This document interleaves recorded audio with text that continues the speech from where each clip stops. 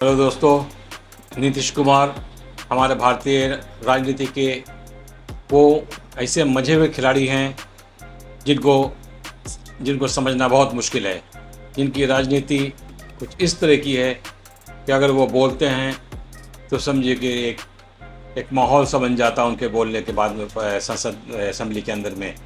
लेकिन जब वो उनकी खामोशी अख्तियार करते हैं, जब वो खामोश रहने लगते हैं, तो ऐसा लगता है कि किसी भी समय उनकी तरफ से कोई ऐसा धमाका होने वाला है। और वो धमाका इस तरह से होता है कि उनके सामने वाला जो भी उनका प्रतिद्वंदी होता है वो धराशायी हो जाता है। उनके सामने कोई ऐसा विकल्प नहीं रहता है जो इसको उनका काउंटर कर सके। पहले इंडिया गठबंधन में थे, गठबंधन को उन्होंने बनाया, उसके बाद कोई सी बात हुई उनके बीच में जो बाद में वो एनडीए में चले गए। इंडिया में जाने का जो मकसद लेकर गए थे वो मकसद उनका आज तक पूरा नहीं हुआ। जब वो इंडिया में जा रहे थे तो उनका एक मकसद था बिहार को स्पेशल स्टेटस का दर्जा दिलाने का, विशेष राज्य का दर्जा दिलाने का उनका मकसद था। लेकिन वो मकसद उनका पूरा आज तक नहीं हो सका। जब वो एनडीए में गए उस वक्त मोदी साहब की तरफ से ऐसा कुछ भी नहीं कहा गया कि आपको हम बिहार को स्पेशल स्टेटस का दर्जा देंगे या नहीं देंगे। लेकिन उनको अपने एनडीए के गठबंधन में उनको ले लिया और नीतीश कुमार खुशी खुशी उसमें चले गए, ये सोचकर कि एनडीए में जाने के बाद हमारा समर्थन उनके साथ रहने के बाद हो सकता है कि हमारे बिहार को स्पेशल स्टेटस का दर्जा दे दिया जाए। लेकिन इलेक्शन 2024 के इलेक्शन जीतने के बाद से भारतीय जनता पार्टी 240 सीटें लेकर एक अल्पमत की सरकार में रही। 240 सीटें लेकर बहुमत से वो काफ़ी दूर थी। जाहिर है जब ये बहुमत से दूर है तो उसको कुछ सहयोगी पार्टियों की मदद की ज़रूरत पड़ेगी, जिसमें नीतीश कुमार और बिहार से नीतीश कुमार और आंध्र प्रदेश से चंद्रबाबू नायडू के सहारे, जो एक बैसाखी के सहारे मोदी सरकार अभी इस वक्त चल रही है। तो मुझे इन दोनों ने अपने अपने मकसद के तहत मोदी सरकार को सहारा दे रखा है। वह चंद्रबाबू नायडू का भी आंध्र प्रदेश के अंदर में बहुत सारे प्रोजेक्ट्स हैं जो उन्होंने वहाँ के इलेक्शन में, जो ऐसे लोकसभा के साथ में आंध्र प्रदेश का लोकसभा के असेंबली के इलेक्शन हुए थे, लोकसभा के साथ में उन्होंने अपनी जनता से बहुत सारे वादा किए। तो उस वादे को निभाने के लिए मोदी सरकार को उन्होंने समर्थन दे रखा है। और आंध्र प्रदेश के अंदर में लोकसभा में बीजेपी के साथ में उनका अलायंस भी था और उनका समर्थन भी अभी एनडीए सरकार में उनका समर्थन है। समर्थन के पीछे सीधा नहीं और कोई ना कोई उसके पीछे एक मकसद छुपा हुआ है कि मोदी से एक बहुत बड़ा जो डिमांड करना है कि जो हमें जो प्रोजेक्ट लगाने की बात हुई है, जो हम से वहाँ पे मदद वादा करके आए हैं, उसको पूरा करने के मोदी से वो उतने सारे पैसे उनको चाहिए, जो कि भारतीय सरकार के ख़जाने में वो उतने पैसे नहीं हैं। लेकिन उन्होंने वादा किया है, कुछ पैसे उन्होंने दिए हैं जो एक लॉलीपॉप की तरह जिस तरह से आप करते रहें।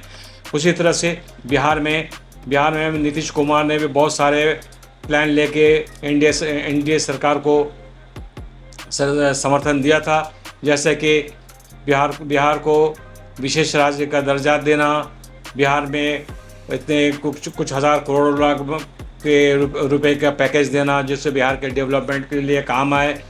तो इस तरह के बहुत सारे वादे थे इनके कि शायद हो सकता है इनका लोकसभा के इनके मंत्रिमंडल में कैबिनेट मंत्री के भी डिमांड की जाए।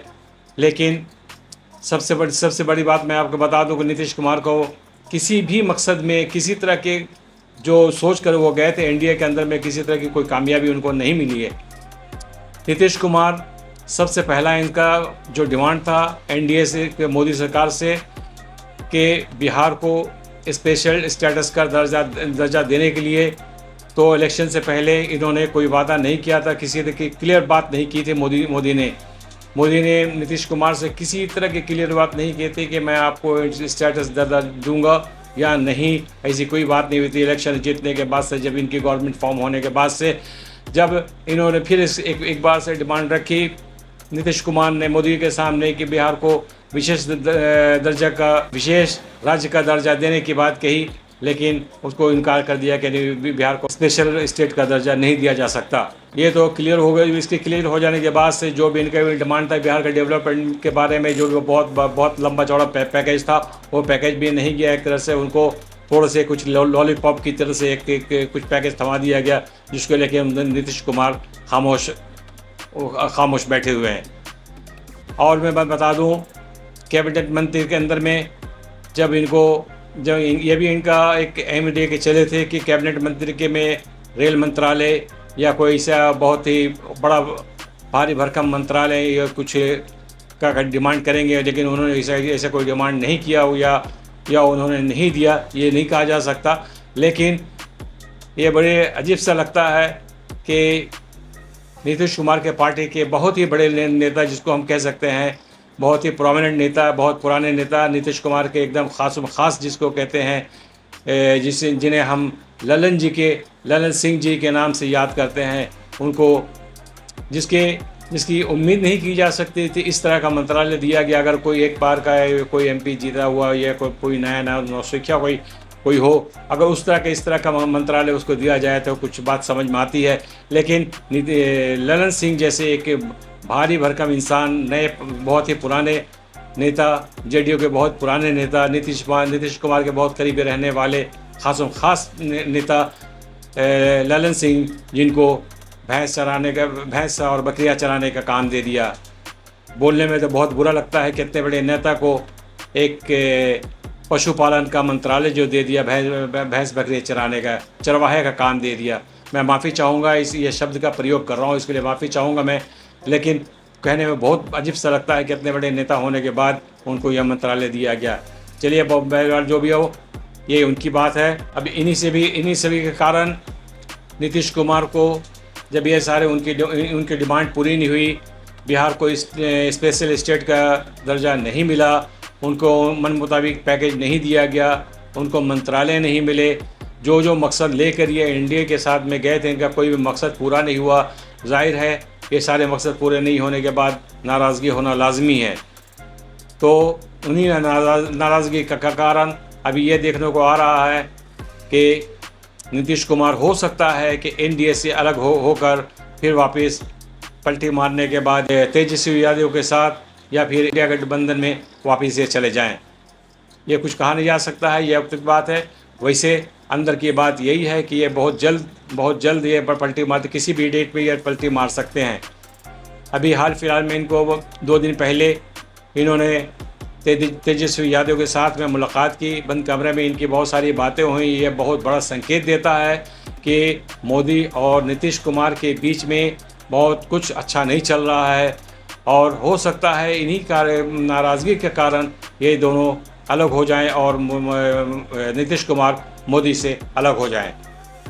नीतीश कुमार ने एक और शर्त रखी थी कि बिहार में 2025 में इलेक्शन होने वाले थे, जो उनकी डेट होती है, जो इनकी 5 साल का जो टर्म है वो 2025 में पूरा हो रहा है। तो नीतीश कुमार की ये ख्वाहिश थी कि बिहार का असेंबली का इलेक्शन जो है, राज्यसभा का इलेक्शन माफ़ कीजिएगा, राज्यसभा के असेंबली इलेक्शन जो है वो लोकसभा इलेक्शन के साथ में करा दिया जाए। लेकिन मोदी सरकार ने इनकी इस डिमांड को भी पूरी नहीं किया, और आज तक यही डिमांड इनकी पूरी नहीं हो सकी है कि 2025 का इलेक्शन था लोकसभा के इलेक्शन के साथ में कराया जाए, या उसके पहले 2024 के इलेक्शन में, लोकसभा इलेक्शन में इन्होंने नहीं करवाया असेंबली के इलेक्शन, तो उसके बाद भी किसी वक्त भी करवा दें। लेकिन उसके बावजूद मोदी सरकार इसके लिए तैयार नहीं है। मुझे तो ऐसा महसूस होता है मोदी सरकार को बिहार में भी ऐसा कुछ डर सता रहा है कि शायद अगर मैं इसे इलेक्शन करवाता हूँ तो शायद ये बिहार की बाजी भी हमारे हाथ से निकल जाए। दूसरी तरफ जैसे कि महाराष्ट्र के अंदर में मैं बता दूं, भारतीय जनता पार्टी की बहुत हालत अच्छी नहीं है। वहाँ आपस में बीजेपी के और उनके सहयोगी दल आपस में किसी का कोई तालमेल नहीं बिठ रहा है, सब आपस में सर फटौल किए हुए हैं, कोई किसी की बात सुनने को तैयार नहीं है, किसी के साथ में कोई तालमेल नहीं है। और इस तरह से इन्हीं रुझानों को देखते हुए ये साफ जाहिर होता है कि महाराष्ट्र के अंदर में बीजेपी की बहुत बुरी हालत होने वाली है। हो सकता है इन्हीं कारणों से, जैसे कि आपस में इन लोगों का कोई तालमेल नहीं, इनके कोई मेल नहीं है, कोई किसी की बात सुनने को तैयार नहीं है। जैसे कि अभी विपक्ष में जो रूलिंग पार्टी में शिंदे साहब हैं, वो फडणवीस की बात को केयर नहीं करते, फडणवीस साहब के शिंदे को नहीं केयर करते। तो इस तरह के और दूसरे भी नेता हैं जो किसी का आपस में कोई तालमेल नहीं है, जिसके कारण हो सकता है बीजेपी के मुंह की खानी पड़े महाराष्ट्र के अंदर में। और जहाँ तक अजित पवार का सवाल है, अजित पवार को भी जैसा कि मालूम है आपको कि अमित शाह ने, भारतीय जनता पार्टी ने शरद पवार से तोड़कर अपने में मिलाने की कोशिश की थी, लेकिन शिंदे को भी उन्होंने तोड़ के अपने में मिलाया, किसी तरह इनकी सरकार बनाई, लेकिन सबसे बुरी हालत इनमें अजित पवार की हुई। और जो महाविकास अघाड़ी के अंदर में चाणक्य माने कहे जाने वाले शरद पवार, उन्होंने अपनी चाणक्य नीति, अपनी चालाकी, अपनी सियासत सूझबूझ और इससे अपने सियासत को कामयाब रखा और उनके एमएलए उनकी तरफ वापस जा रहे हैं और फिर वो वापस अपनी मजबूत पोजीशन में। कल भी वो उनकी पार्टी टूटने के बाद भी वो कमज़ोर नहीं हुए थे, कुछ एमएलए उनके हाथ से निकल गए थे, लेकिन वो अपनी जगह पे वो कल भी मजबूत थे और आज भी मजबूत है। आज जो शरद पवार को छोड़कर अजित पवार के साथ में जितने एमएलए चले गए हैं, जैसा कि मालूम हुआ है कि एमएलए वापस शरद पवार की तरफ जा रहे हैं, तो जाहिर है अजित पवार अभी के दौर में बहुत ही कमज़ोर लीडर महाराष्ट्र के अंदर नज़र आ रहे हैं। हो सकता है ये भी वापस शरद पवार के दामन में चले जाएं और जितने एमएलए हैं उनके पास जा रहे हैं। ये तकरीबन हमें मान के चलना चाहिए कि महाराष्ट्र के अंदर में महाविकास अघाड़ी जो है कामयाबी के साथ, बहुत ही अच्छे तालमेल के साथ, बहुत अच्छे सूझबूझ के साथ, अपनी रणनीति के साथ में बहुत अच्छा तालमेल मिला के अपनी पॉलिटिक्स को आगे लेके चल रही है, जिससे ये साफ जाहिर होता है कि आने वाले इलेक्शन में इनकी जीत पक्की नज़र आ रही है। महाविकास अघाड़ी में कांग्रेस पार्टी है, शिवसेना है, शिवसेना जो उद्धव ठाकरे का गुट है, जो असल में हमारी नज़र में वही असल शिवसेना है, और उसके बाद शरद पवार के एनसीपी है।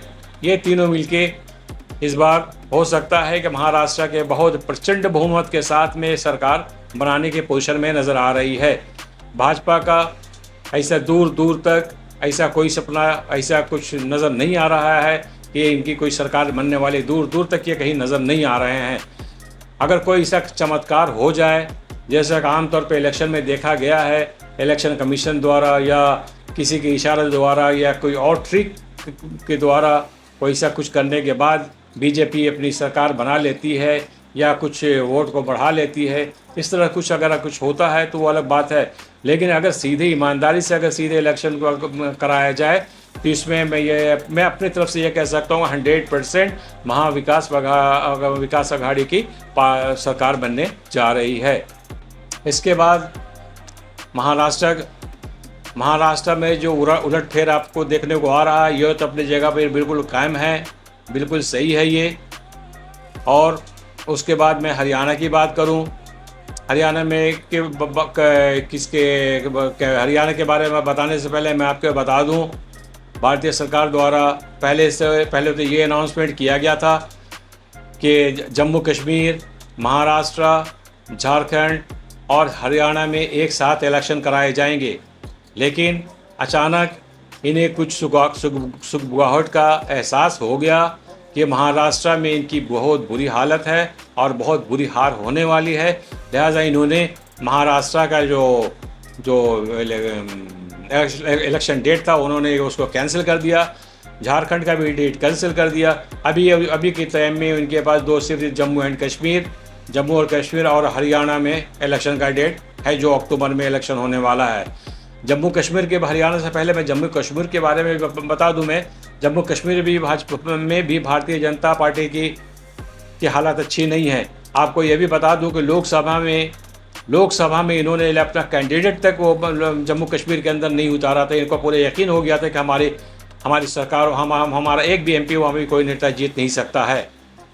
मैं समझता हूँ कि धारा 370 जो इन्होंने हटाया था, उसका क्या फ़ायदा हुआ या क्या नुकसान हुआ वो आज तक मुझे समझ में नहीं आया। लेकिन लोगों को 370 के बारे में लोगों को गुमराह ज़रूर किया इन्होंने कि उससे क्या फ़ायदा और क्या नुकसान होने वाला है और लोगों का क्या मिलने वाला है उससे, लोगों को गुमराह ज़रूर किया है। लेकिन मुझे आज तक उसका फ़ायदा या नुकसान नज़र नहीं है। चलिए, मैं बिहार के कश्मीर की बात कर रहा था।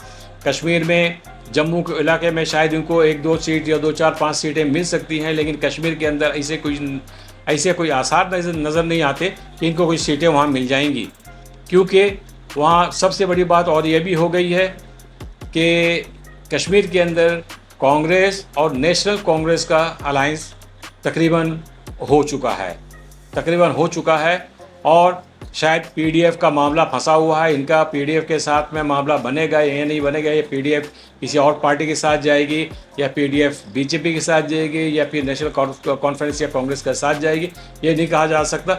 लेकिन उन दोनों का अलायंस आपस में हो चुका है, वो दोनों मिल के लड़ेंगे। जाहिर है इसका बहुत बड़ा इम्पैक्ट पड़ेगा उसके ऊपर में। और चलिए, मैं उसके बाद एक और बता दूँ। कश्मीर के साथ में लद्दाख भी था पहले, लेकिन अब वो कश्मीर के साथ कश्मीर का हिस्सा नहीं है कि अब वो यूनियन टेरिटरी हो गया है। जिस वक्त इन्होंने मोदी साहब और अमित शाह ने जिस वक्त ये धारा 370 को हटाया था, उसी वक्त इन्होंने इस स्टेट को 2 भागों में बांट दिया था, दोनों को नेशनल टेरिटरी बना दिया था, केंद्र शासित प्रदेश बना दिया था, जिसमें सुप्रीम कोर्ट के ऑर्डर के मुताबिक कश्मीर में दोबारा इलेक्शन कराना पड़ रहा है। लेकिन कभी लद्दाख के बारे में कोई खबर ऐसी हमारे सामने नहीं आई है। एनीवे, जो भी मैं हरियाणा के बारे में बात कर रहा था, हरियाणा के भी हालात कुछ ऐसे ही हैं कि हरियाणा में अभी तक तो बीजेपी की सरकार थी वहाँ पे, लेकिन आने वाले दिनों में उसकी सरकार वहाँ नहीं रहेगी। इनका भी यहाँ हरियाणा से भी सुपड़ा साफ होने जा रहा है। जैसे इससे अभी के दौर में जैसे कि सैनी साहब की सरकार है यहाँ, इसके पहले सैनी साहब की सरकार से पहले यहाँ खट्टर साहब की सरकार हुआ करती थी। लेकिन इनके खट्टर साहब की सरकार में भी वह बहुत ज़्यादा अशांति थी, वहाँ की जनता काफ़ी नाराज़ थी। उनकी कुछ पॉलिसियों के कारण उनकी जनता बहुत नाराज़ थी और कुछ वहाँ के किसानों के बारे में भी उन्होंने कुछ ऐसे शब्दों का प्रयोग किया था, जिस कारण वहाँ के किसान भी काफ़ी नाराज़ हो गए। ठीक है, उसके बाद लोकसभा इलेक्शन में भारतीय जनता पार्टी उन्होंने लोकसभा का इलेक्शन देकर उन्होंने जिता कर लोकसभा में भी मंत्री, सेंट्रल गवर्नमेंट में उन्होंने मंत्री बना कर रखा हुआ है। जो अभी उनकी राजनीति है सेंट्रल गवर्नमेंट के अंदर में है, स्टेट गवर्नमेंट से अभी उनका कोई मतलब नहीं है। लेकिन उनके चीफ मिनिस्टर की कुर्सी छोड़ने के बाद से वहाँ एक नए नवेले जो पूरे हरियाणा के अंदर भी सैनी साहब हैं, जो इनका नाम सैनी साहब है, जो पूरे जैसा कि मुझे मालूम हुआ कि पूरे हरियाणा के अंदर में उनको बहुत से लोग नहीं जानते कि ये कौन हैं। ये उनको चीफ मिनिस्टर बना दिया गया। जाहिर है कि जब ऐसे लोग चीफ मिनिस्टर होंगे तो उनके पास उतना एक्सपीरियंस नहीं होगा, जो कि अननोन पर्सन है हरियाणा के लिए। वो उनको चीफ मिनिस्टर बनाने के अननोन पर्सन थे, जो भी अपनी राजनीति जो भी कराई उन्होंने वहाँ पर चलाई अपनी हुकूमत उन्होंने, लेकिन वो नाकाम रही है। वो उससे भी काफ़ी लोग नाराज़ रहे हैं उनके। इसमें एक बात और मैं बता दूं कि खट्टर साहब के रहते हुए भी हरियाणा के अंदर में बहुत सारी बेरोज़गारियां वहाँ बढ़ी हैं। बहुत सारे बेरोज़गार हुए हैं, पढ़े लिखे लड़के सर्टिफिकेट लेके घूमते रहे, उनके नौकरियां कहीं नहीं मिली हैं। उनके जाने के बाद वो जो प्रॉब्लम से जो मसाइल थे वो अपने जगह वहाँ छोड़कर वो सेंट्रल गवर्नमेंट में चले गए। उनके बाद ये सैनी साहब आए। सैनी साहब ने ऐसा कुछ नहीं किया। हाँ, इतना हुआ कि वो जो नौजवान बेकार थे उन्होंने एक बहुत गलत फैसला, ये हमारी तरफ से मैं कह सकता हूँ कि बहुत गलत फैसला लिया कि इन बेरोज़गार नौजवानों को उन्होंने नौकरी के लिए इज़राइल के अंदर भेज दिया। इज़राइल वो देश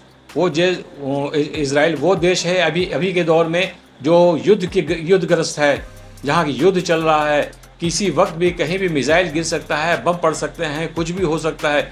जो देश अपने नागरिक की ज़मानत नहीं दे सकता है, वहाँ पे हमारी सरकार ने मजदूर की शक्ल में हमारे लोगों को वहाँ भेज रखा है।